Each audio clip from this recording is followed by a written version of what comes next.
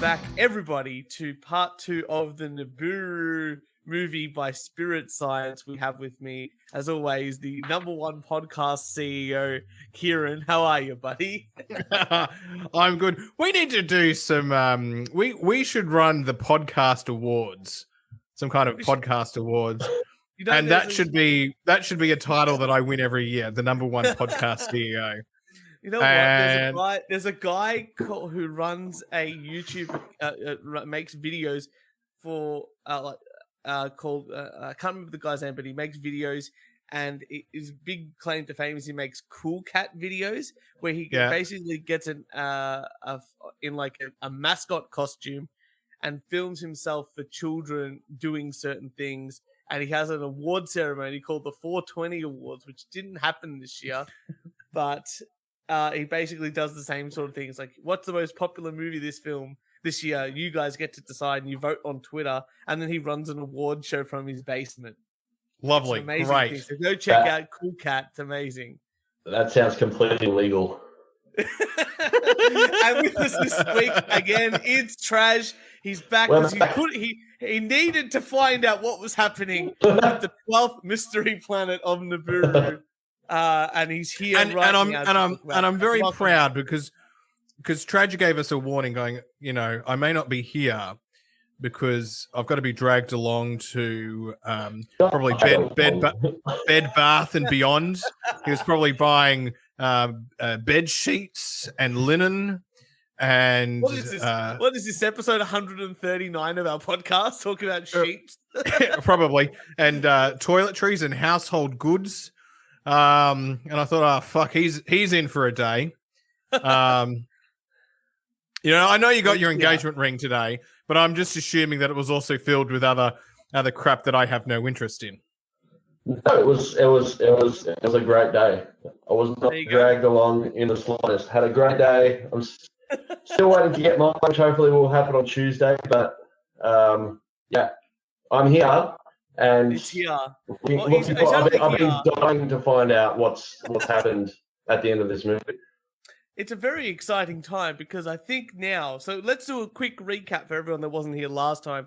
The first episode was of this 2-part series. I'm hoping it's 2 parts because I don't think we can make this a 3-parter. But the first episode was about the Anunnaki Sumerian gods and how they interpreted the beginnings of the Earth's type creation and how they went about it, including a whole array of, the number of characters rivals a Stephen King book.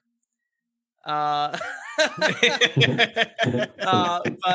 no, this is different to the Space Jews, but we might get up to the Space Jews. That was the human history film, was the Space Jews Uncovered. This one we've chopped around a bit, haven't we? From different stories, for different things. Yes. So they're all from the same place. So let's just hope they interlinked in some way. But we've talked about the 50,000 characters and how they sort of created the Earth back in the day, and how some of it kind of is parallel to Christianity. And then the last sort of thing that happened before this proper Nibiru story will start, what happened was, the big thing was that they talked about Zachariah Sitchin, who was the gentleman who read over the emerald tablets which they found and transcribed them. Interpreted them in a certain way to tell the stories that we've already watched and we're about to watch going forward about this 12th planet and all that. Now, I've already said this many a time, Zachariah Sitchin is a fraud, complete fraud, and has been many times been told. Church, this is the first time that you've told me that he's a fraud. He has no qualifications of being a translator in the slightest. Mm-hmm. He's he's got a journalism degree, and that's about it. And he's just written hundreds, or at least a handful of books, but lots of books about this. And everything he's basically said has been discredited. But I'm excited to see, because these people, at least this Spirit Science channel, and they've got like over 1 million subscribers. I would say, even if we go 25% of their audience believes in what he's saying. That means at least 250,000 people think this is the history of the Earth and how it was created, and they believe that a Planet X, Nibiru planet, actually exists, which is very frightening. Or very exciting. Very exciting. Or maybe it's true. Maybe it's true. Maybe it's true. I don't know. I can only speculate on when you're just knowledge. just when you're at a dinner party, do you want everyone on the same wavelength, or do you want someone who believes in all of this? You want people of different you want chit chat. You don't want to be talking about Bed Bath and Beyond for a couple of hours. You're the only one that keeps bringing it up. Out of the three of us here, you're the one, mate. We have to delve into this. And Kieran has been leaving the show very soon, but we're going to start the Nibiru part 2 of the film. Hopefully, we're up to the right place. I'm going to add it to the stream now. Of course, if you're listening to this, just the audio version, we do have this. We do watch these live on YouTube. Usually on a Sunday night. So please join us when you can. We try to post about it, but we're about to start. We've got the Nibiru part 2. Here we go. We've got this video up right now. Let's get it going. Let me briefly mention that in Sitchin's interpretations, Marduk, especially when referring to it as a planet, is commonly known by the name Nibiru, which has become a rather popular name in recent years for a supposed missing planet, which is said to exist in the far reaches of our solar system. However, the word Nibiru in the ancient tablets is written about in a number of ways. It's a word used to sometimes describe a planet, usually Jupiter and one time Mercury. It's used to describe a god, specifically Marduk, which could be a planet. It's also used to describe a star in the sky, specifically Marduk's star. In Babylonian astronomy, Nibiru also seems to refer to the equinox, and this Nibiru word just has you attach any meaning that you need it to in your story, and suddenly it's canon. And Nibiru could also mean podcast. Welcome to the We Only Do One Take Nibiru. We're here to really review conspiracy. Equinox is another word. What is an equinox? Well, in this case here, they're discussing how the Earth rotates, but also moves around the sun. Mm-hmm. I just thought equinox was a gym. No, it's a style of towel from Bed Bath and Beyond. Every time they say equinox, I keep thinking of the Esquilax in The Simpsons, the horse at the head of the rabbit and the body of the rabbit. All right, let's see what this equinox is taking us. This Esquilax is taking us. Astronomical objects associated with it. Finally, Nibiru is referred to as a location, a place in which the gods, who are called the Anunnaki, come from. It's for this reason that scholars of cuneiform astronomy have not been able to determine with certainty what Nibiru is. But it's because of Sitchin's work that Nibiru is often regarded as a name for this additional planet that's in our outer solar system, of which Marduk is seemingly a more appropriate name. Then again, there are interpretations out there that account for both Marduk and Nibiru as their own individual characters or things. But interpretations get very complex when we go there. So for now, let's return to our story. As we've discussed... So, they named the planet Nibiru, but it should be called that Marduk character who became the god of all gods by killing the dragon who created the Earth. But it could also refer to Saturn, which is only the fifth planet out, and the other one is going to be Mercury, which is technically the first planet to the sun. So this is like, let's encompass everything. Very and broad. At the same time. Yeah, it could. Could be any planet. No, what I'm thinking is that it's within the margin of error. It's got to be one of them. That's 100% from the first planet to the 12th. The margin of error is 100. Or it could be a star. It could not even be a planet. It could be something so far away. That's at least 1,000% difference. Some people have a large margin of error, Turch. Well, at least you're not. I'm going to put it out there. Kieran's margin of error is not as big as the Nibiru planet margin of error. That's a first. That's a first. All right.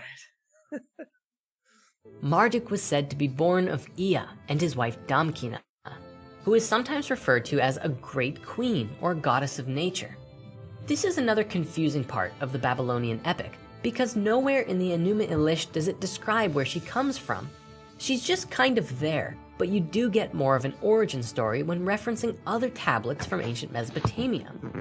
If we're looking at the story from the planetary perspective, it's very possible that she could be representing the vacuum of space, and that Marduk was pulled through the womb of space by the gravity of our solar system, and entered into our system passing by Neptune, essentially becoming Ea's son. Sitchin proposed that, based on what was written about Marduk, that it was a large planet approximately the size of Neptune that entered into our solar system in the opposite direction compared to the other planets. He said that it had a long elliptical orbit, going way out into the far reaches of our solar system, and returned back in a time frame of approximately 3,600 years. When this planet passed through, it was always a great event in the solar system, as it affected the gravity of the other planets, causing earthquakes and tidal waves. Then it would go way out, past the distant planets, and disappear from sight. Some theories suggest that this planet could have come to our solar system in the first place when it's... So this planet, this planet that they're discussing, has a massive orbit. But I thought orbit almost implied that it was going around a certain thing, right? But the orbit seemed to be like really close to the sun, and then like almost like an oval shape, but the only right at the tip is the sun, and then it does this massive oval that spans out ages, and it takes 26,000 years or something like that. There's probably some kind of flying spaghetti monster which is at the center of this planet's orbit. So there must be even a bigger star, because the way the orbit works is some sort of gravitational pull, like connected, right? I'm not a science man by any means, but I do believe there is some sort of relationship between the sun and the other planets that cause it to sort of rotate in that direction. And, because all the planets rotate in the same direction. It's just at various speeds around the sun. Is it interesting that all our planets that orbit around our sun, or all the planets, all orbit in the same direction? Does that indicate that there's some kind of larger gravitational force making them do that? That makes sense, unless you're on the flat Earth, and that means like if you go on the other side, that's where how the toilets spin in the opposite direction. Right, yeah. Like Australia and in America, the toilets spin in the opposite direction. Very similar methodology, but you have to look at it from a different point of view, I would say. Now, is this planet that's spinning around or going in the opposite direction? Is this also a Marduk or a Madoc or a Mudok or whatever it's called? Yeah, so we're talking about Marduk. This is a thing that would, Aren't the Mardocs like the characters in Abe's Odyssey, the game Abe's Odyssey Oddworld? Oh, I have no idea. What they're called? I know it. I'm with a metal band, but yeah. I mean, of course it is. But it still technically is orbiting the sun, right? Yeah, but I thought that the whole point is an orbit, like the sun has to be in the middle. Like none of the other planets crisscross over each other in their orbits, and the sun is roughly always in the middle of orbit. Is this kind of like how a comet would sort of work? It would only come across, like every, Halley's Comet would only come through every 75 years or something. Yeah. Okay. So now I would almost imply, like it's almost like a comet that's coming past.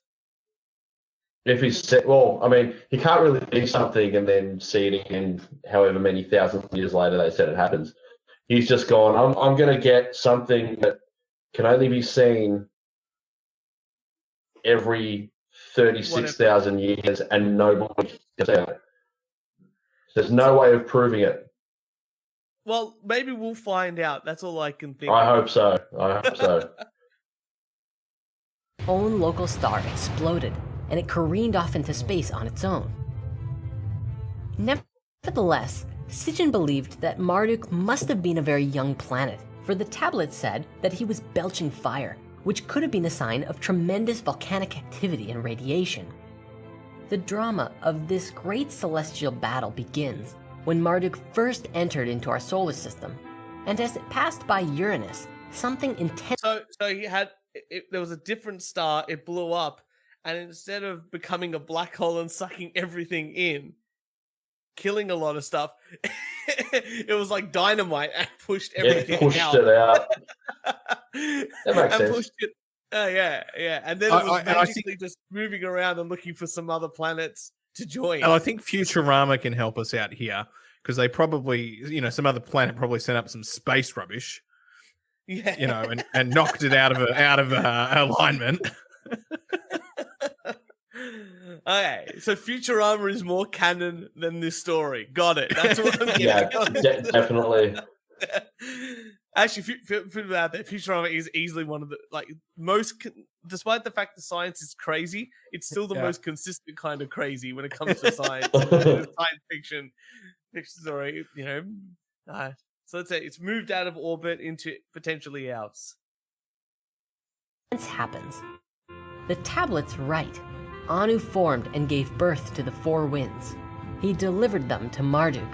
My son, let them whirl. These lines were interpreted as depicting several large chunks of planet matter beginning to tear away from Uranus's body and pulled towards the passing Marduk, which resulted in the formation of 4 satellites. These were the 4 winds, which were thrust into a fast orbit around the planet, swirling as a whirlwind. This would have been the theorized event causing numerous anomalies with Uranus, including its sideways tilt and warped magnetic field. Continuing to move into our solar system, the planet was soon... And Traj. And everyone online. So this has happened quite a number of thousands of years ago, where they're writing it in the tablets. And I'm assuming they must have had some kind of telescope to be able to observe all of this. No, because it was the gods that told the Sumerians to write this down. Oh, that was the gods. Okay. Yeah. Or remember, it could be someone channeling a god that wrote this down. Because we've discussed that in other stories before. So a guy decided, yes, I can actually listen to gods. Mm-hmm. And just, it's like Bashar, like he's a channeler, and apparently he channels aliens. Like if you want to check out an insane YouTube channel, check out Bashar's YouTube channel. He live streamed him channeling aliens. Got it. Oh my god, I want to watch that. Is this like the guy on Louis Theroux that does it in the room? Have you seen that? Yeah, kind of like that, except he makes money off it like crazy, and he's got like a massive YouTube channel. It's insane. It's insane. It's great fun. We'll definitely check him out when you got some time.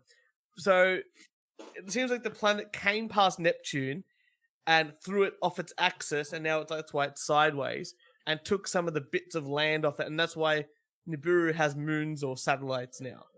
So what's to say? Has it actually discovered? I think it was Uranus. Has anyone actually discovered that Uranus was once had rings like Saturn? Because they're arguing that it once.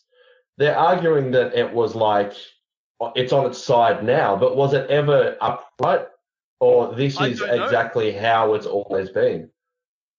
Well, it would have had to have changed at some point if Nibiru went past, and I guess if it only comes past every 36,000 Earth years. Yeah. Then so shouldn't it then go upright? Well, it's a twofold effect, because if they're talking about Nibiru flying past, it has to be within that timeline, but it also has to be in the timeline when Neptune is going past as well. It's a double. They both have to align in a way that when it flies past, it's also Neptune going past. Otherwise, it can go past and Neptune might not even be there. True. So it's a double. It's a double. You gotta have both.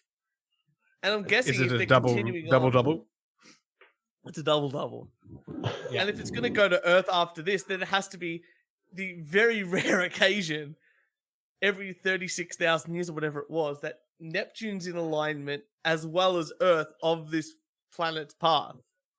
Well, yeah, possibly. I mean, last year there was an alignment with all the planets. So, I mean, it could happen. I'm waiting to see what happens when it goes past Earth. I reckon my bet is that it killed the dinosaurs. Oh, that's a good one. Yeah, I'm going to guess because in our last video that we watched, we learned about how there was Jews on Mars from this same channel. There were Jews on Mars and they came to Earth. And I'm going to say that that's how the Jews got from Mars to Earth. They hopped on. They hopped on and they just went for a ride. So all three planets were in alignment there. Okay, so the space Jews hop on this planet thing that then orbits past Earth, which they then hop off, which kills the dinosaurs. Okay, I'm in. Yeah. Yes. Kieran's gone for the reverse vampires and the zombies. Yeah, and then somehow cause I'm going to say Ice Age as well. Oh, I mean, it's adding the Ice Age. Compared to everything we've heard so far, I think it actually seems quite possible. Yeah, this is good. Let's have a go, boys. Let's go. Soon seized by the tremendous gravitational forces of Saturn and Jupiter, and its path was bent inwards towards the center of our solar system, and Tiamat. In the story, when Marduk comes to visit Anshar, who is supposedly Saturn, Anshar sends his vizier Gaga off to see Lamu and Lahamu, Mars and Venus.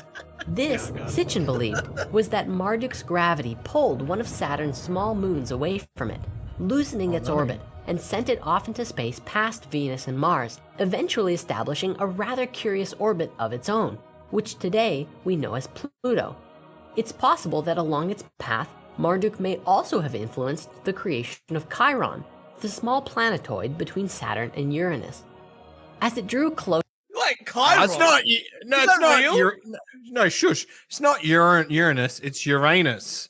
No, and the small planet between the two is called your gooch. Okay, Chiron here. I just had to Google it. Is a solar body. It's first and it's cluster. It's a comet. It's not a planet. Yeah, so this is what I'm.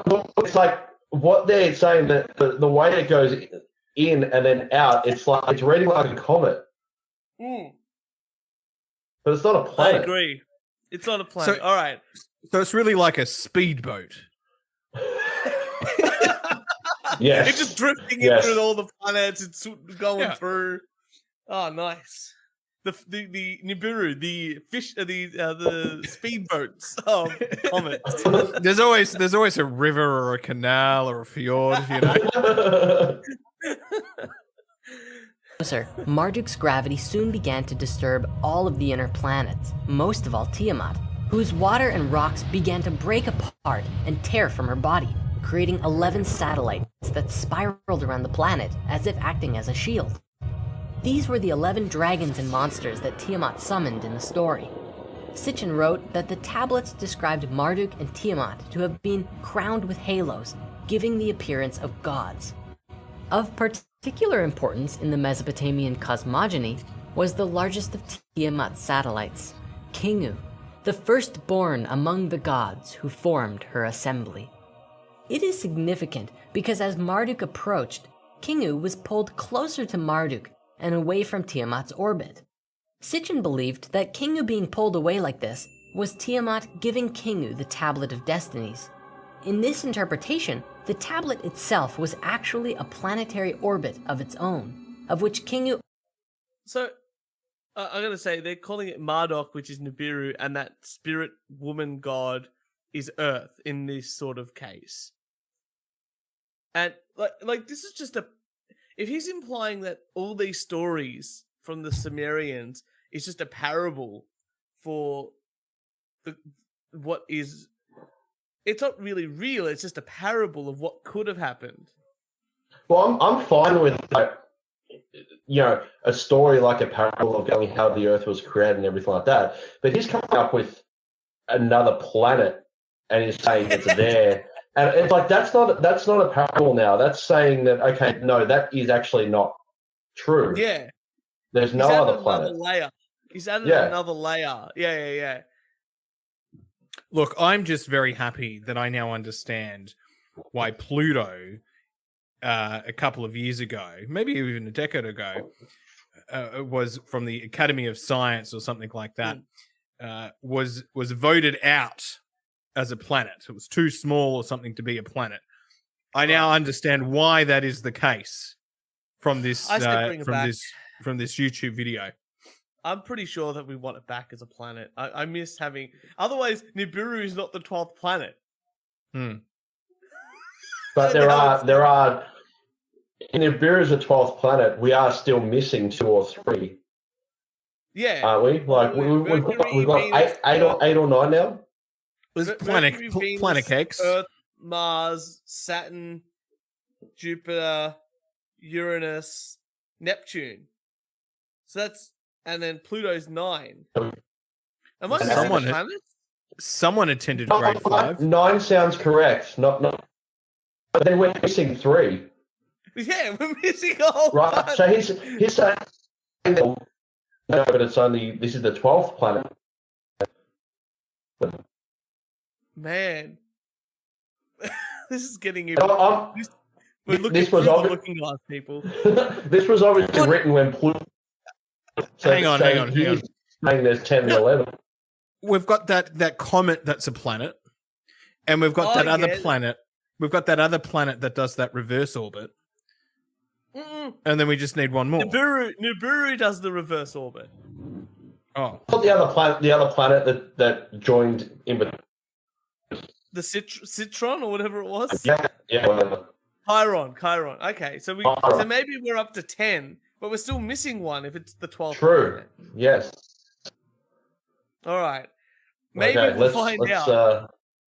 I want to sleep. Damn it. Nevertheless, soon Marduk was set on an unalterable collision course with Tiamat.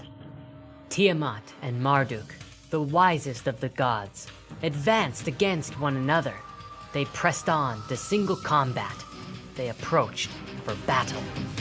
Just like UFC 261. When it passed this is by, Mortal Kombat. it was not Sorry? This is Mortal Kombat. Yeah, it's UFC. Apparently, didn't the guy snap his leg or something? He kicked the guy. He kicked the guy and then he broke his ankle. Oh fuck! I haven't seen anything of it. Fucking YouTube the highlights from today's UFC at 261. No fight went beyond 2 rounds. Wow. All of the fucking it was a great lineup, a great fucking fight. Dana White's not going to be happy because that just means he's got all these shitty fights. So it finished up by about 1:30. It was 2:17 on my watch. Oh, it had finished. Yeah. Pronounced dead at 2:17 by Dr. Kieran. All right, so these 2 planets are going to start fighting each other. A few things here. Redongo says it isn't Maddox. Kieran Maddox isn't going nowhere. Sadly, he's on Twitch doing streams, if that's the Maddox you're talking about, Redongo. And Hysteria doesn't sound like a scam at all. I think that was about the Bashar comment I said. Yeah, we should watch some Bashar stuff and have a listen to that, because I reckon that I'd definitely come on for that. All right, let's see for these 2 Mortal Kombat fighting planets here. Marduk itself, but one of the swirling winds around it that crashed into Tiamat and severed a phenomenal chunk, splicing her in half. All of Tiamat's satellites, with the exception of Kingu, were instantly shattered, and their remains continued to spiral around the sun in Tiamat's orbit. Her body became distended, Her mouth had opened wide. He shot there through an arrow. It tore her belly. It cut through her insides, tore into her womb. Having thus subdued her, her life breath he extinguished. Tiamat was left fissured and lifeless, but her fate had future encounters between the two planets in store. Marduk went sailing off into space, yet now gravitationally bound to return to the scene of this event. It was on the second pass through our solar system that Marduk's satellites once again crashed into Tiamat's remains, cleaving her in two. So The Death Star. So not only did 36,000 years happen in between these two events, but both times Earth was in the line of fire of Nibiru coming past, and Nibiru had sustained no injuries, but was able to literally destroy all of a planet. Yeah. That is Well, Church. is amazing. If Nibiru did it all in one go, I would have called bullshit. But because it happened in second one, very believable. What I want to know, Church, and this is the real question. The gods are just watching this happen. This is the so parable they can. Remember that parable, like the god, like one god wanted to rule the world, so he created 12 monsters. Mm-hmm. But the second one said no, and they sent another champion to beat them all. Yeah, and then that guy created 12 rings to rule them all. Yeah, but this is the one that created like the snake monster and the garbage monster and snake number 2. Oh. And then created the dragon, which cuts it in half to create the Earth. I reckon it will kill the dinosaurs, but I think so. This Sitchin guy, he's the one that said space Jews, right? Yeah. Wow. Okay. Yeah. All right. Yeah. Let's keep it going. This heavy blow sent one massive chunk, destined to become the Earth, into an orbit where no planet had been orbiting before. The fragments of Tiamat that were shattered formed what we now call the asteroid belt, which the Sumerian tablets called the Hammered Bracelet. With the passage of time and a lot of extreme tectonic activity, the remains of Tiamat eventually returned to a spherical shape, this time with more land. Yes. Okay. So we are remains. We are remains of a planet that lost a fight to another planet. Twice. We're all losers. And he came back to finish the damage. And the other half of us is asteroids who hit us every so often. So we literally hit ourselves. Can we catch a break? But now we're protected by the Anunnaki, that guy that saved the Earth, remember? Well, it's about time. But he was Nibiru. I don't know. Yeah, let's continue it on. So he's the guy that destroyed us. Yeah, but he's the guy that destroyed half our planet that regenerated into Earth, and now he's come back here. No, hang on. I'm a good guy now. I'll defend you. Hysteria, that's great. Nibiru got its shape back over time, like carpet when you move the couch across the room. I like that. Redongo, it is said that Volvo used the remains of Nibiru to build their old cars. What's Fiat, like, you know? What's Ford, like? Forever like repairing damage or something like that. I was told found on rubbish dump. Do you know what BMW stands for? You know, is a black man's willy? You gonna see that one? You know what my favorite story about? I'll bring this one up only because Bob Marley, as soon as he got famous, only drove BMWs because he thought BMW standed for Bob Marley and the Wailers. All right, let's see. Some genius car salesman has told him that. Yeah. So this Earth that was half has somehow closed itself up and become the Earth. This just proves that it's not flat, right? I hope so. But hey, we don't know how hard the planet's hit. Maybe it hit it so much that it became flat like a pancake. Nah, that's too obvious. I suspect some kind of giant hammer came and then squashed it flat. Yeah. I'm liking your ideas. Oh no. Maybe we're yet to see that. Had before. Kingu, which hovered in the region of Tiamat since their first encounter with Marduk, followed Tiamat to her new location between Mars and Venus and became the moon. Marduk once again shot out into space and continued to orbit around the sun from a long distance away. This, according to Sitchin's interpretations of the tablets, is how the Earth got to be where it is today.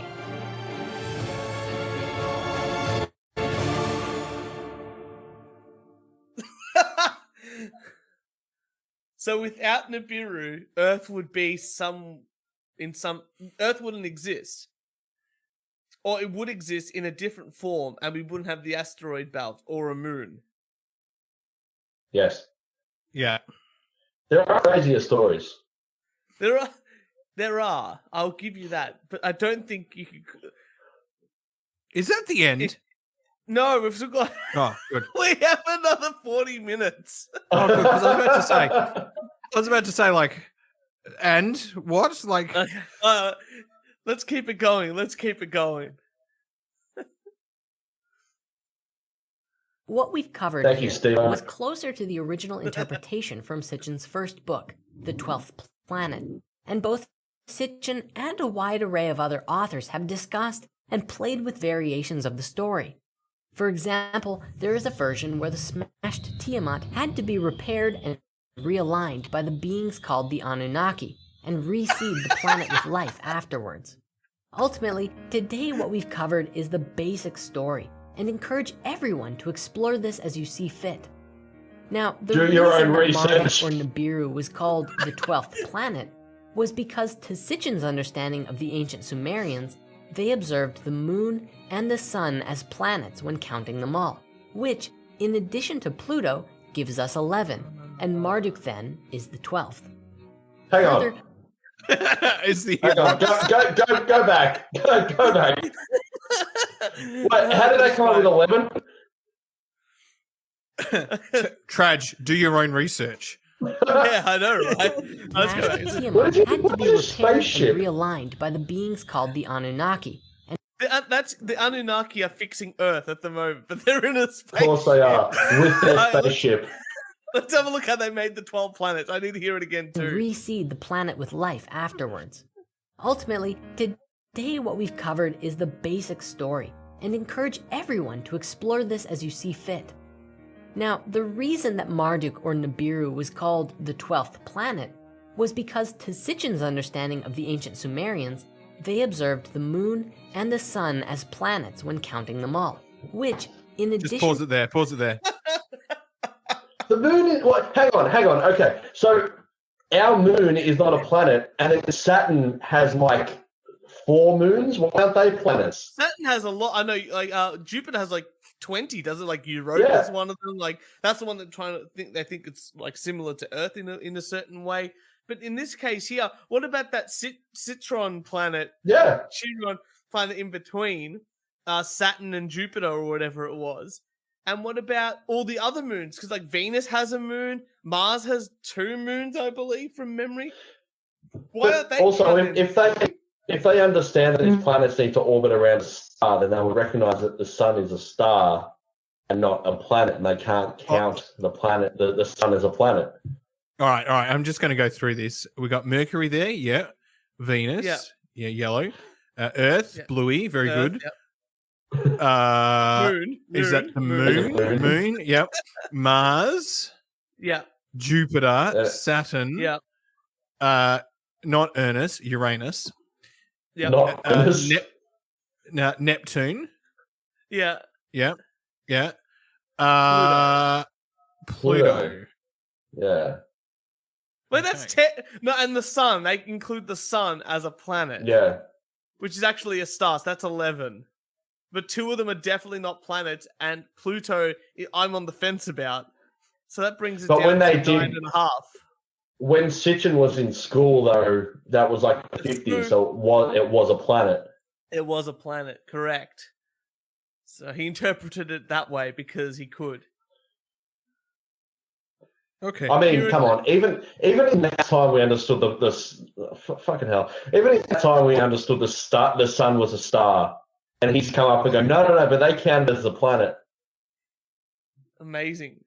They used to worship, like a lot of cultures worship the sun because they knew it was a giver of heat and light and a whole bunch of other things. But like it made crops grow. That's why they always used to sacrifice things to sun type gods across the board. Yeah.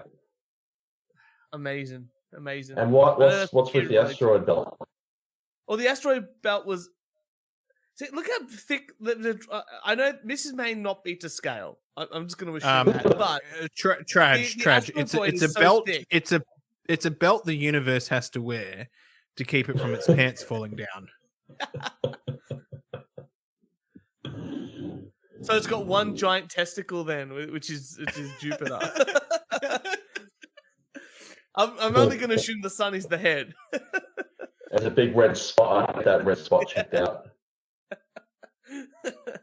Hey, my cousin died of red dot. Let's find out some more about this, eh? To Pluto gives us 11, and Marduk then is the 12th. Further, we would be remiss if we didn't share that this is contested by skeptics, who put forth that the Sumerians didn't actually know that. This is contested by skeptics. Who are they? Any planets beyond the ones that are visible. This would then imply that the story was not one about planets. End of story.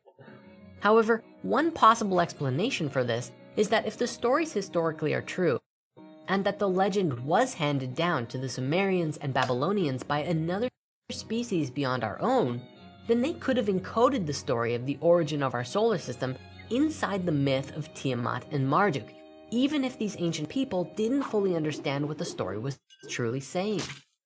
We'll revisit this idea as we continue on, for this is only the beginning of our exploration.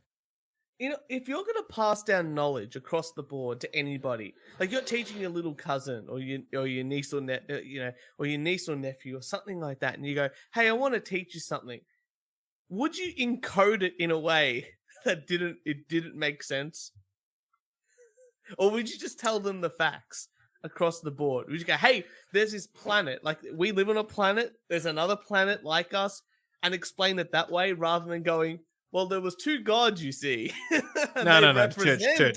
Church. You're doing it wrong. You say there's this amazing planet, and this planet does this amazing things, and there's another planet. But I'll tell you that in a moment. You've got to get your Uncle Kieran another beer,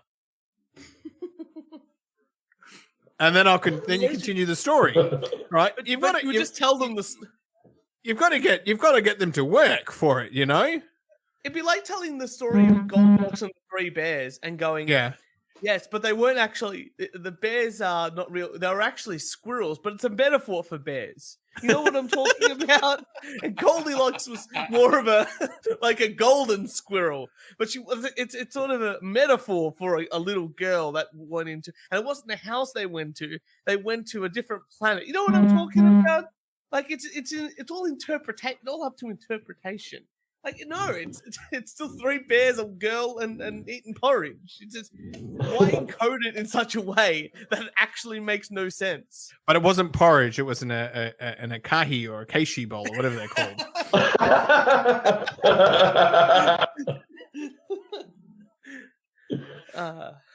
Let's keep it. That was amazing. At least it wasn't a quiche. Let's go with that. Here we go. With these tablets. After this, we get to hear the story of the creation of humanity on the newly created Earth. But before we go further into that, let's investigate this whole planet Marduk thing further.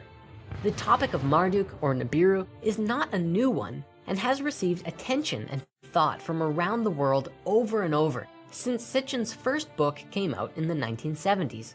There are also plenty of conspiracy theories on the internet that respond to these ideas, and not to mention, it's received a fair share of debunkings as well. Remarkably, Sitchin's version of the story does a fairly decent job at explaining a number of anomalies in our solar system, such as the formation of the asteroid belt and why there's so much water in it, the tilt of Uranus and its warped magnetic field. It also describes how the moon was formed and Pluto's crazy orbit, among other things. Of course, the theory is not without its holes and challenges, and a lot of critics have pointed out inconsistencies and other aspects of Sitchin's theories that don't always seem to stand up well to scrutiny. But I mean, look, the skeptics have a point too. In the story written in the Enuma Elish, it describes that at one point, all of the gods gathered together to discuss the situation with Tiamat. They sat at a big table, drinking beer, eating grain, and agreed that Marduk would be their avenger.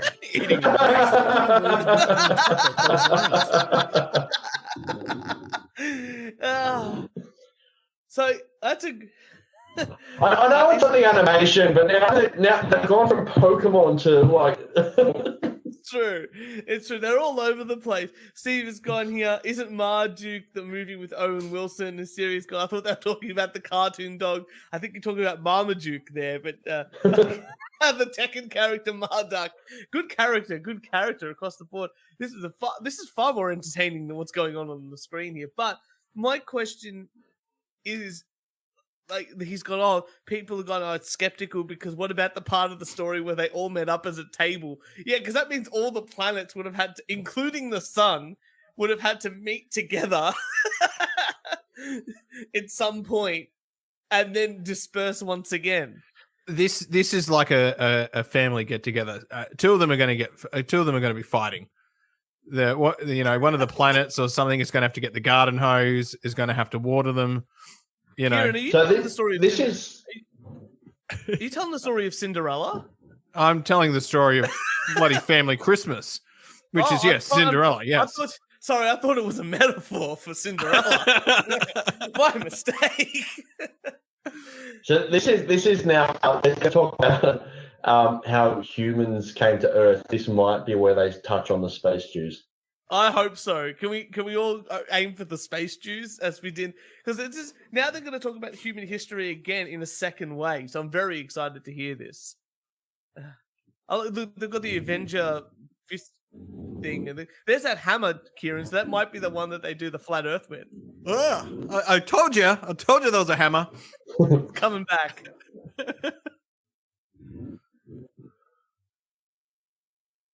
Perhaps they're not planets, but actual beings in a cosmic space battle. Or perhaps it's just an embellishment of the Babylonians to make the gods seem more human. That one. Or just maybe the entire story is the result of a bunch of ancient people discovering psychedelic mushrooms in the wild and then describing to each other what they saw on their journey and their religion. Let's go with that one for sure. Ultimately, our goal shouldn't be fighting each other over which theory is correct, but openly investigating all of the possibilities until we arrive together at the truth. With all of this in mind, there's one way we might just be able to prove that this story is true, and that would be if we could actually find this missing planet that, according to the story, should be lurking in our outer solar system. Should be. The only way we can prove it is if we find the planet. But there's a lot of fucking planets out there. There's a lot of fucking planets out there. This is like saying the only way we can prove Bigfoot is real is if we find Bigfoot. Like, no, but it's no. It's worse than that. It's well, you need to find a hairy man. There are a lot of hairy men.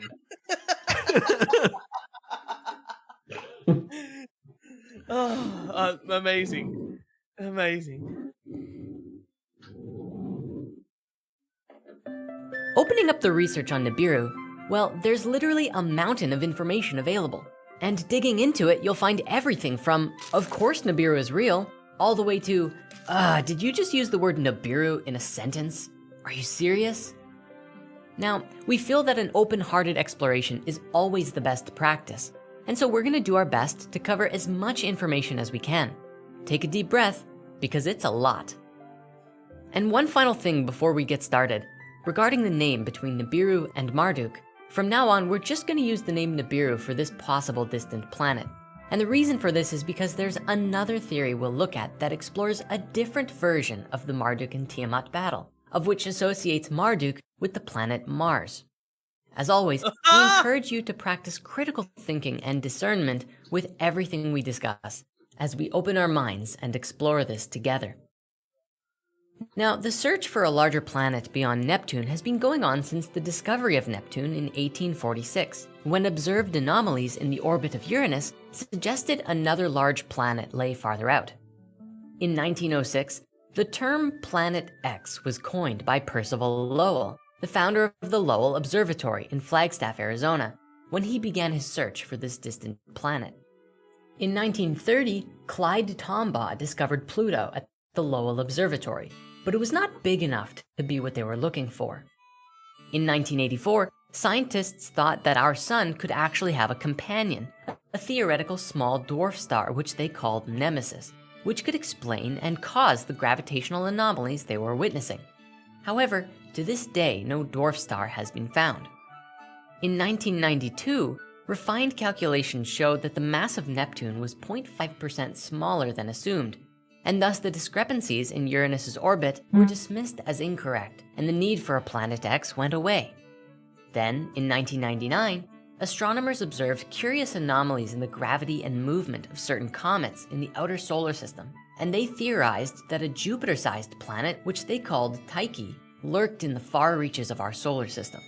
Later, in 2003, Sedna was discovered, a small exoplanet whose strange 12,000-year orbit indicated that something massive, well beyond Pluto, was altering Sedna's path.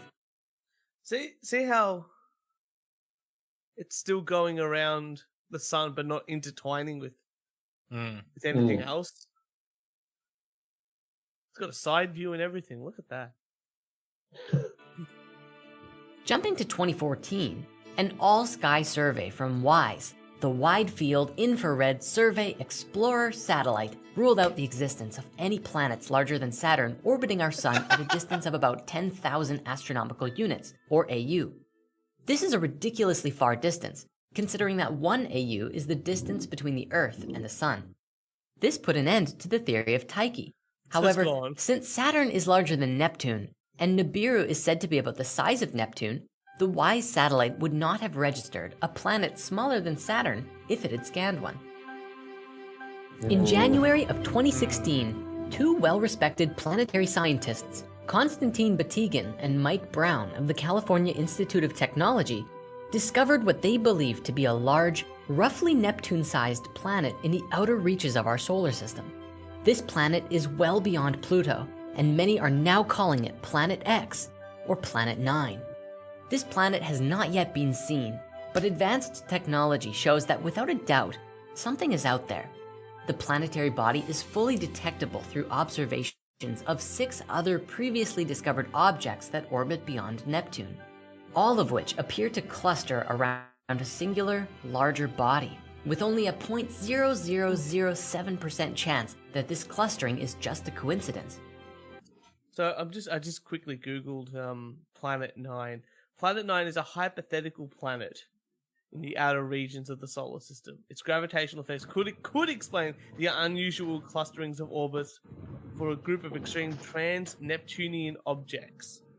And it's aimed to be about 250 times the size of that of Earth. So, as I said, it's a hypothetical planet and still is a hypothetical planet. So they didn't discover anything. They just hypothesized this planet across the board. But Church, I'm going to counter-argue that. Sure. Hypothetically, you're going to fart later. Hypothetically. Yeah. Let me know when you do, because then I'm a genius. I called it. You know what, Kieran? I think that back in the day, there used to be a guy who in the 1800s or so, this guy estimated how many people could actually live on Earth, and he estimated that it was going to be like 1 billion people or 500 million people is a max amount of thing you could do onto Earth. And obviously we've surpassed that. But the same guy estimated that by the 1950s, New York City would be and New York City and London would be so full of horse feces that it would overwhelm the Earth. Like those cities would be shut down because there'd be so much horse feces. Because back in the 1800s, that was the biggest mode of travel. Little did he know that the car would come along and remove horse feces as a problem completely. But he never took any of these things into account. I feel like this is the same thing for this hypothesis here, where they've gone, well, if we come up with a hypothesis it's kind of ridiculous, but it sort of explains all the anomalies that we have. The odds of it actually being true are so low and so incorrect across the board that it's not even worth having this hypothesis.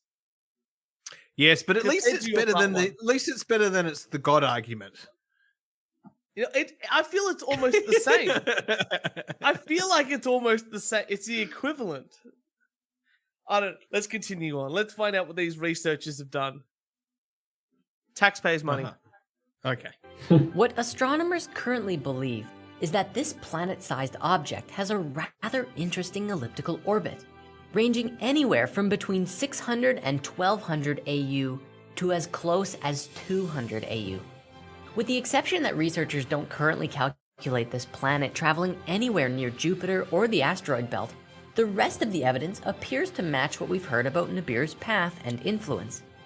To that end, however, we theorize that if this planet is actually Nibiru, and it's been orbiting our solar system for millions or billions of years, then it's possible that its orbit has rounded out over time, becoming less sharp, and stabilizing into a more centered and wide-curved orbit farther and farther out.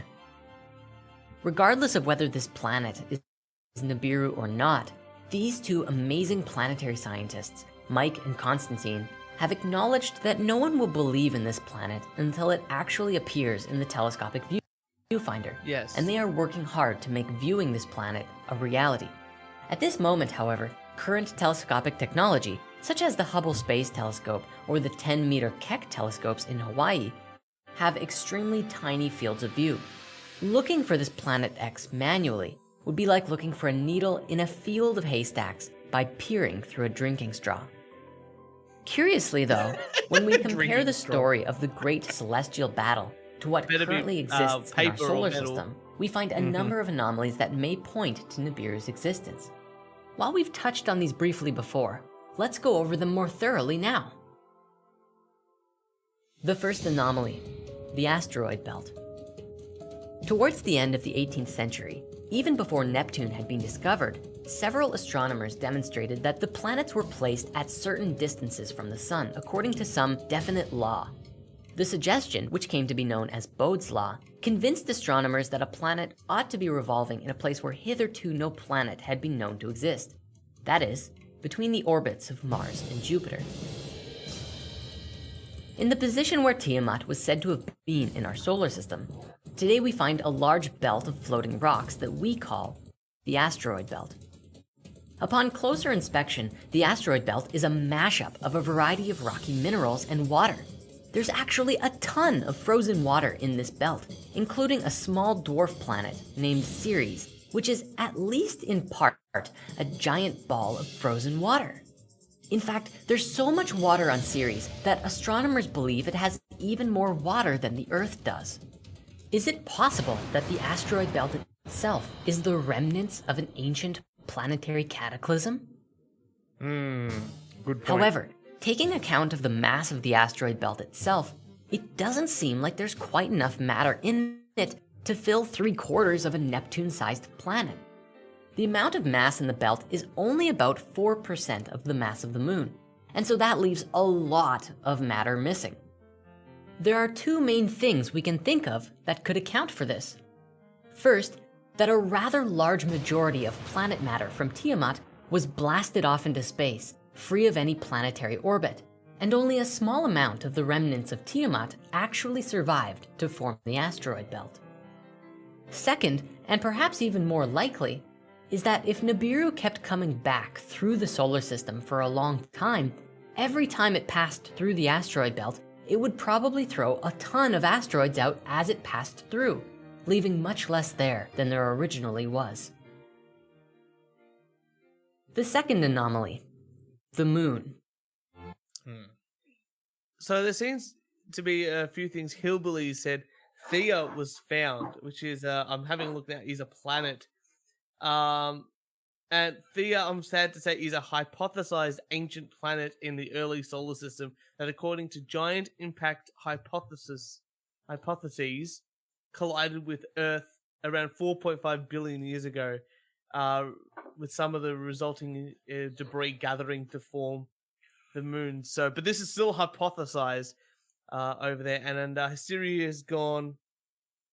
Pretty sure actual scientists think the asteroid belt was remnants of a comet that collided with Mars. I'm not quite sure. Maybe they'll be able to tell us, because they did say they were going to tell us different parts of the story, but it doesn't look like they're going to go any further with the asteroid belt here. It looks like we're up to the moon out of this 5-part thing of anomalies.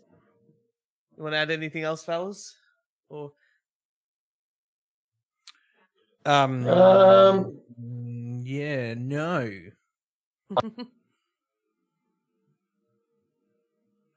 The moon is a huge piece in this puzzle. The most popular theory about the origins of the moon today is that it was created in some sort of massive collision.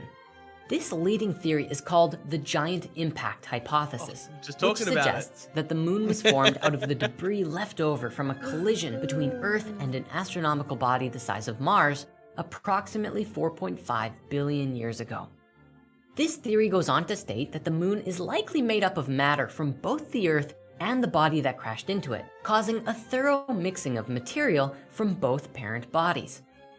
This theory is favored by scientists regarding the creation of the moon because of a body of evidence, including that the Earth's spin and moon's orbit have similar orientations, and that moon samples indicate the surface was once molten. Further, and coinciding with the first anomaly, there is the discovery of water on the moon, but not just on it, in it also. Lunar astronauts from the 1970s had collected these tiny glass beads left over from ancient volcanic eruptions. And recent investigations into these beads found that little bits of water were actually hiding inside them. Researching this further has given rise to the idea that these volcanic deposits are indeed widespread, and that the material inside the moon is significantly wetter than previously thought. Together, both the cataclysm and the water on the moon supports the theory that the moon began as a fragment of Tiamat. Perhaps one day we'll know for sure. So there we go. We're up to the third anomaly. Pretty sure scientists think the asteroid belt remains comet collided with Mars. Theia remnants are found inside of the Earth.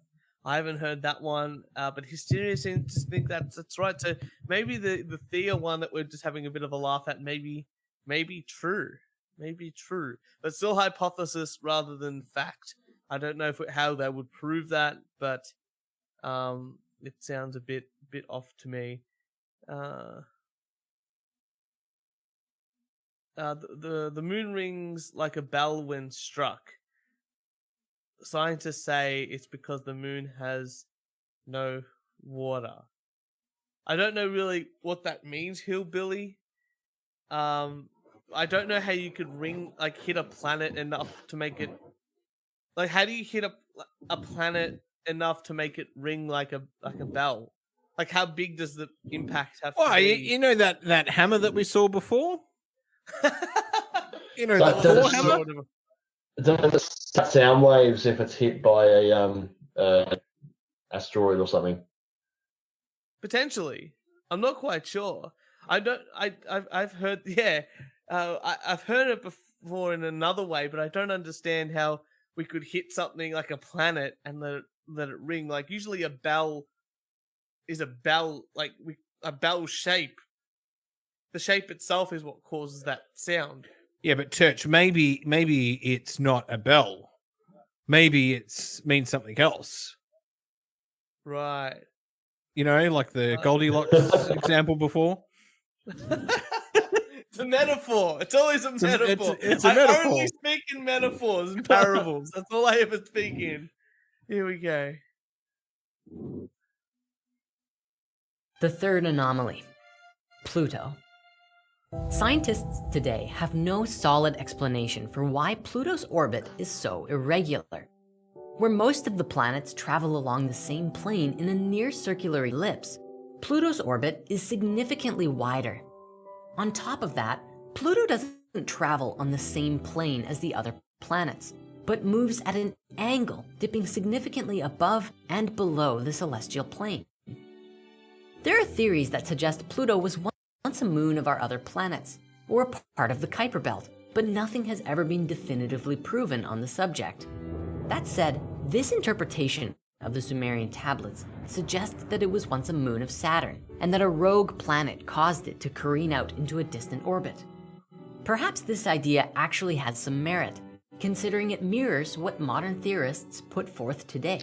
I can tell you, Church. I can tell you why. Yeah. I can tell you why Pluto has an irregular orbit. Yeah. Because it, as Trump would say, it wants to be a bad hombre. Oh geez, people are really getting heated up about this stuff, which is great. They said so. Hillbilly said they set seismic machinery on the moon. They rammed 2 Apollo vehicles into the moon to test it.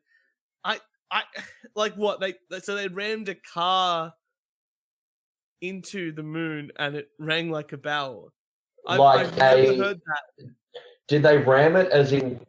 Are they the buggies that people were driving and they rammed it into like a hill, or did they drop them into the surface?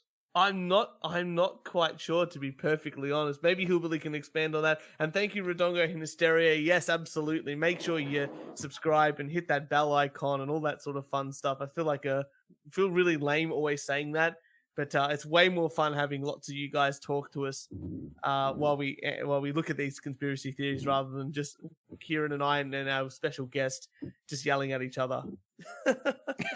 Oh no, we can yell at each other. That's fine. Yeah, it's so true. And that's right. Scientists and professors at university, Hysteria, just fuck around with our money all the time. Here. What a waste of taxpayers' dollars. Church, what else are we going to do with these scientists, though? They can't get any other type of job. It's true. They can't even make a vaccine that works, right? All right, here we go. Fourth anomaly, people. Fourth anomaly. Uranus. A recent surge of articles online inspired global curiosity by announcing research and simulations indicating that Uranus was most likely smashed in a giant collision in the development of our early solar system. You see, Uranus is especially strange compared to all of the other planets. While all of the planets are tilted in some way or another, Uranus appears to be on its side with a whopping 98-degree tilt. What was that, sorry? Except Mercury. Yeah. I have to say the 98-degree tilt that I showed looked more like it was 180. Uranus is smashed. Yeah, unmanned Apollo crafts. I'll keep looking at that while we keep watching these videos. Researchers responsible for this recent investigation said, "Our findings confirm that the most likely outcome was that the young Uranus was involved in a cataclysmic collision with an object twice the mass of Earth, if not larger, knocking it to its side and setting in process the events that helped create the planet we see today." In addition to its tilt, the collision is said to be responsible for Uranus's unique rotation rate, atmosphere, internal structure, and warped magnetic field. If we look at their simulation, it shows what the collision actually could have looked like. Now, of course, this isn't directly what has been interpreted from the stories, which suggested that Nibiru's gravity pulled matter away from Uranus. That is, unless Nibiru actually crashed through Uranus on its way through the solar system. I would also love to know if it's possible for a strong gravitational force acting upon Uranus to have a similar resulting effect on the blue planet. Of course, at this point, we really only have theories and simulations. But one thing is for certain, Uranus is a distinct planet with a whole lot of mystery around it. So Uranus is just a mysterious planet. We're not quite sure how it works yet.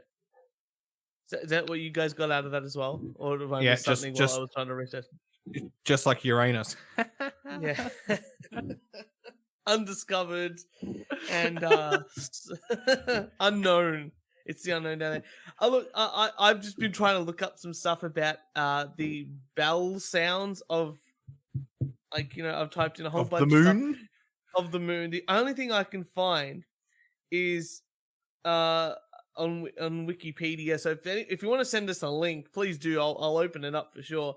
But it's about the hollow moon theory, which is a hypothesis that proposes the Earth moon is either wholly hollow or otherwise contains a substantial interior space.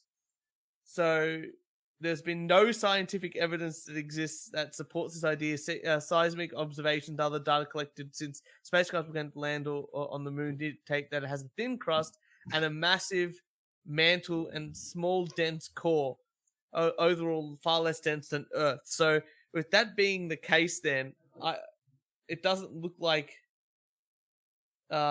it can be true. Hollow Earth is similar to the Hollow Earth hypothesis, which started in 1901 with the first man on the moon by H.G. Wells. So there you go. It's often mentioned of one of David Icke's beliefs, and if we don't know who David Icke is, maybe we should watch a video on David Icke, because he is he's the type of guy that believes, Kieran's nodding his head, he even believes that 5G is causing coronavirus, and he's an amazing ex-sports star that turned into a crazy conspiracy. Yeah, soccer, crazy conspiracy theorist. So, all right, let's find out the fifth one.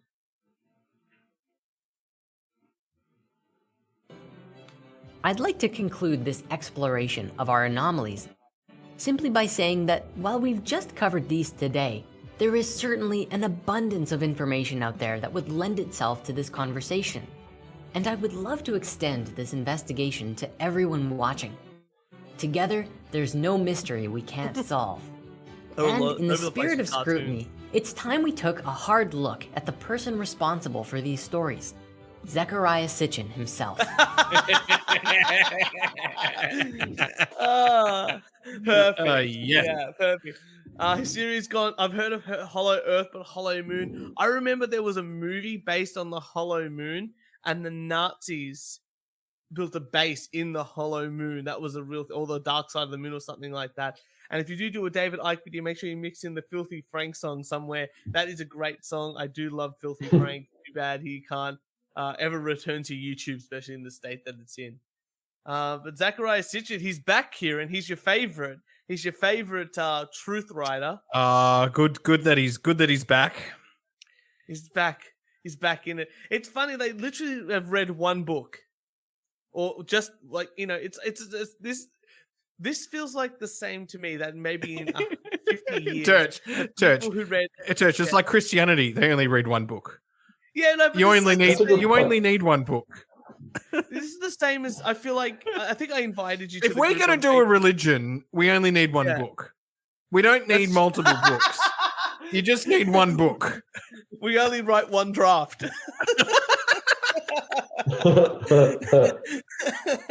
But I feel like these spirit science people are the same type of people who, the equivalent of them is the people who only read Harry Potter.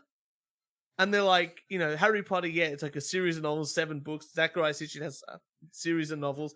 They only read those, and they take it for, like, the Zecharia Sitchin one is for, like, yep, it's definitely all true. And I feel like in 50 years or something like that, maybe the Harry Potter thing, if it continues on the way that it does, is going to be the same type of thing. It's like people are going to push that belief onto other people and still push it as the greatest books ever, when realistically it's just a, adult teenage fiction book aimed at, like, teenagers.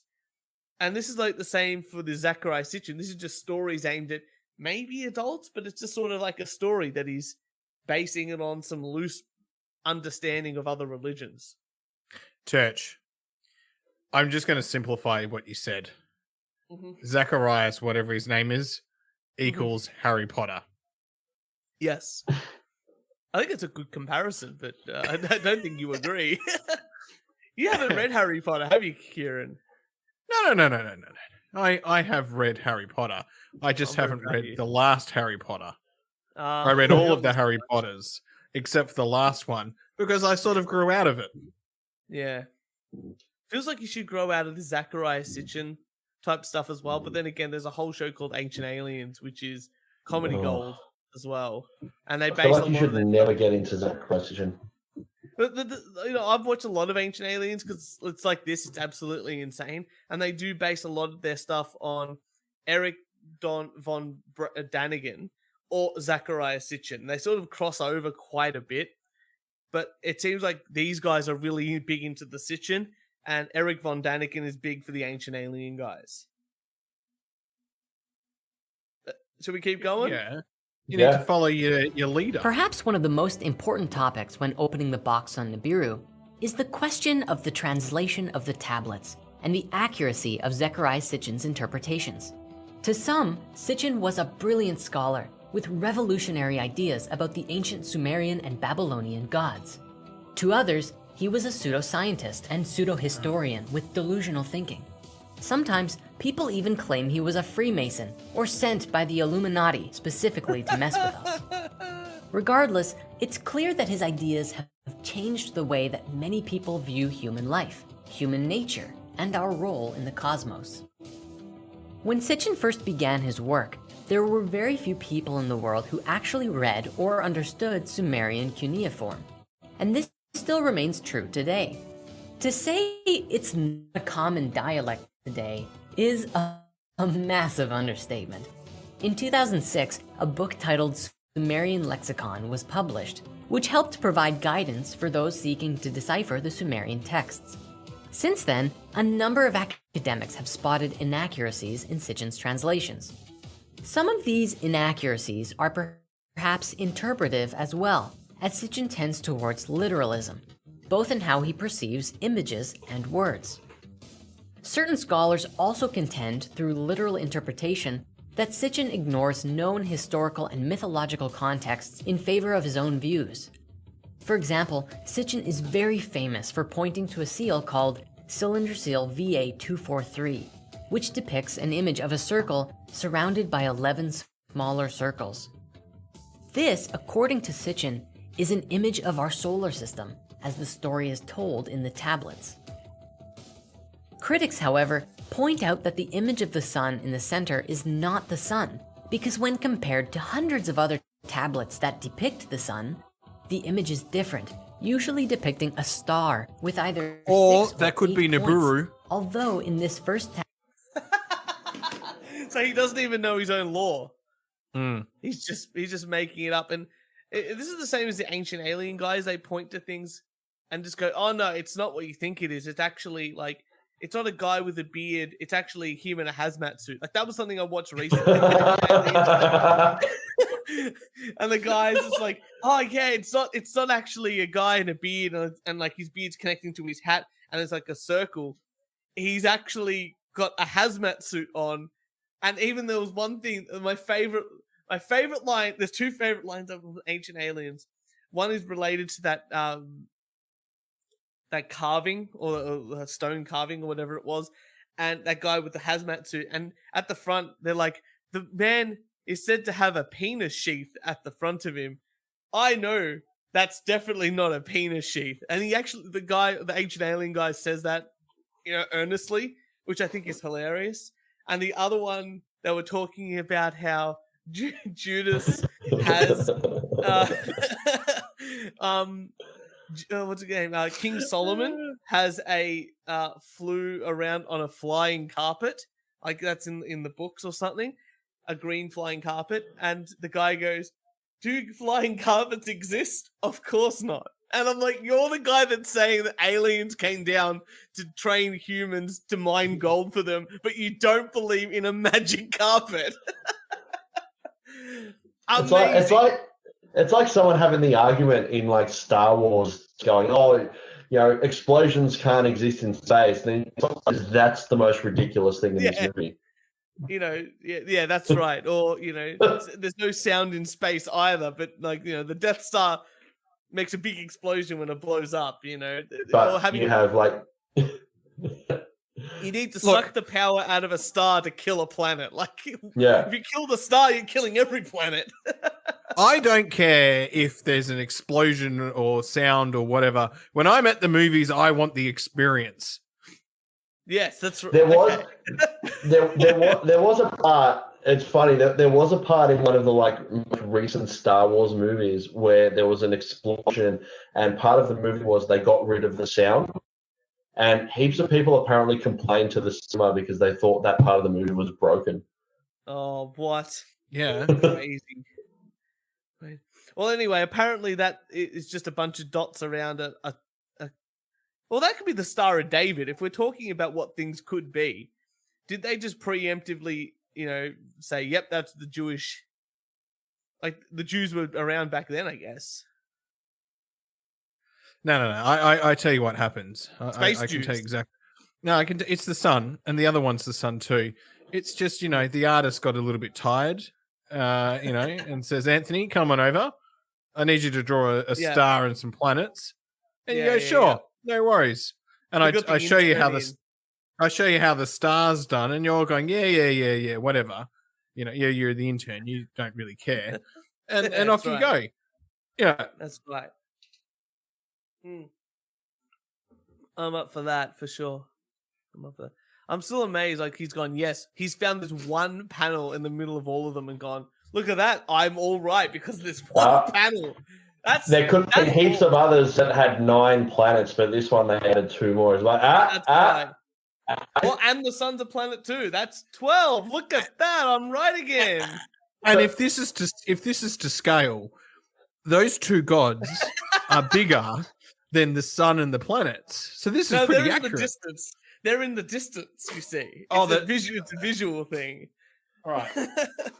Come on, Kieran. Don't be ridiculous. The people are bigger. Like, we learned about like level 5. Level 5s? I was going to say these are level 10s. Level 5 consciousness people are like averaging 50 feet tall or something. These are level 10s. 2 million. Level 20s. They're bigger than planets. Yeah. Anyway, all right, let's go. Tablet we looked at, there is a 6-sided star around the central circle.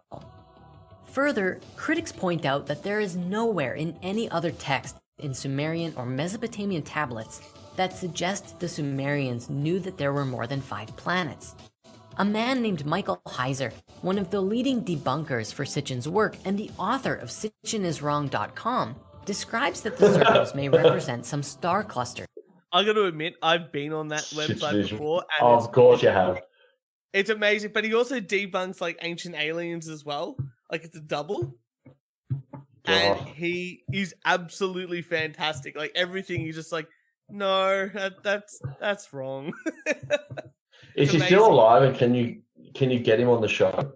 I would love to get him on the show. I will try. That is my promise. I will at least try to get him on the show. Or relate with some deity connected with fertility due to the other information on the same tablet. He also suggests that it could describe the 12-member council of the Mesopotamian gods, called the Anunnaki. Told you, 12 rings. He insists that it's absolutely not a solar system. What do you think? Do you believe this could be a solar system? Please share your thoughts about it in the comments. Now, Michael Heiser has presented a great deal of information on his numerous websites explaining his theories of the Sumerian tablets, how Sitchin is wrong, and the problem is that looks like the most say.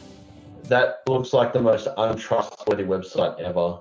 Yeah, that's just full of. I mean, or it was built in the year 2000. That's right. You know, it just had True. why modernize? Why modernize? I like here.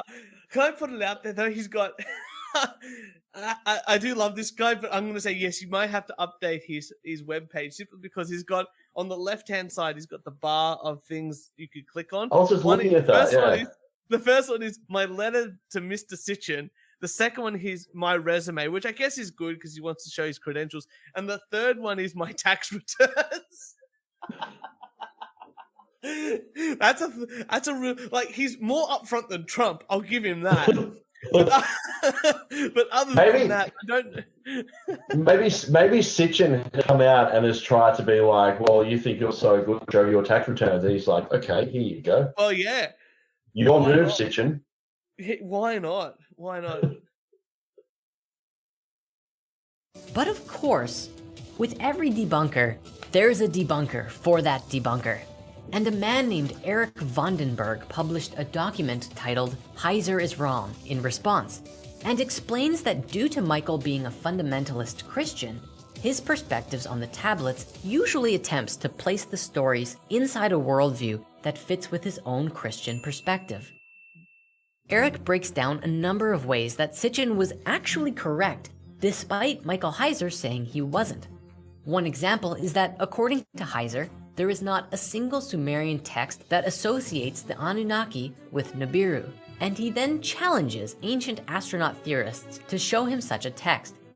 He encourages investigators to use the online electronic text corpus of Sumerian literature, or ETCSL, to do their research.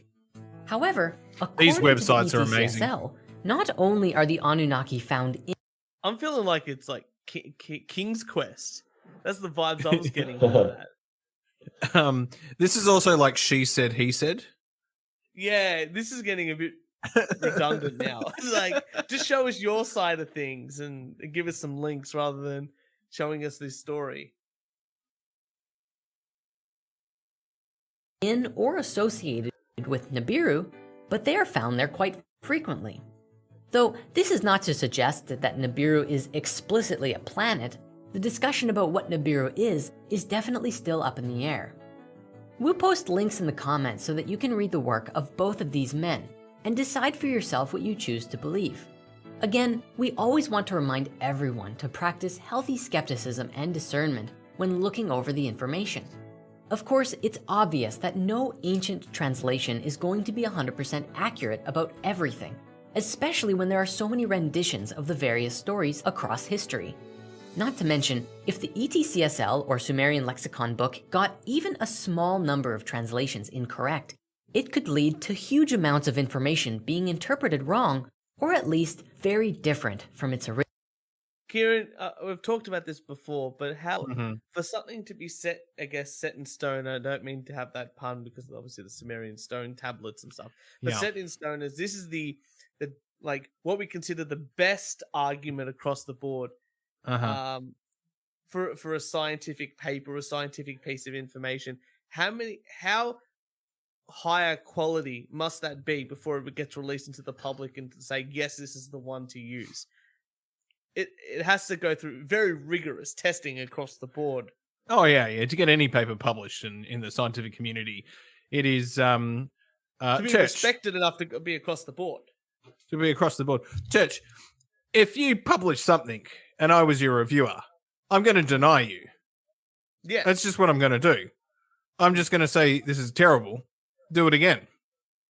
And you'll do it again. And then I'm going to deny it again. And then you're going to do it again.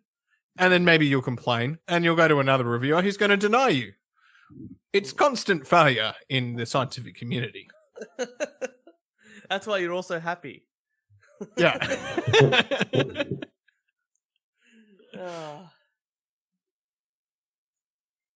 Original intention. Speaking of interpretations, it's important that we recognize the version we have been exploring of the Tiamat and Marduk battle as these planets is only one interpretation, and there are others out there just as compelling. I'd love to take a moment now to explore another version that is extremely interesting, which is found within the electric universe theory. Ladies and gentlemen, we've been streaming for an hour and a half here, and we've still got about 20 minutes left of this video. I thought to myself we could do it in 2, but it feels like a 3-parter. Do you say? Yeah, it does feel like a 3-parter. Next Sunday, and we get this one out to the people to make up their own minds and do their own research before we come back. What do you say? It sounds brilliant, Turch. Sounds brilliant. I think this is the right time to pause it before we get into the electric theory. I think so too. I think the Thunderbolts project here is throwing me for a loop, and I need to do some sort of research to have some sort of quality content and opinions before we get into this next discussion here. So look, I would like to thank everybody in the chat for joining in today. There's been lots of interesting stuff, from even crazier conspiracy theories to actual information that's helped us out across the board. So thank you all. We'd like to thank our guest Trash for coming in for part 2 of this insanity, because we need a third person sometimes. Something we go through. I don't know how we do it, but and obviously Kieran, thank you so much for being the best #1 podcast CEO. I can't wait for your awards. Thank you very much. If anyone in the chat has anything that would like to send us, if you want us to see some crazy conspiracy videos and we can talk through them all together, please send them to us via any social media: Facebook, Instagram, Twitter, and obviously follow us on iTunes, SoundCloud, Spotify, YouTube. On YouTube, obviously, make sure you hit that bell, subscribe, all that sort of fun stuff. But hang on, we'll open up next week's Turch with, "Hey everybody, what's up, guys? Don't forget to subscribe, comment." Do lots of jump cuts as well. I think that's the important thing when we do those sort of things. But the important thing is, if you do want to send us something for us to have a look at, something exciting, the best David Icke video, some Bashar if you want to check them out, or anything else that's got conspiracy theory stuff.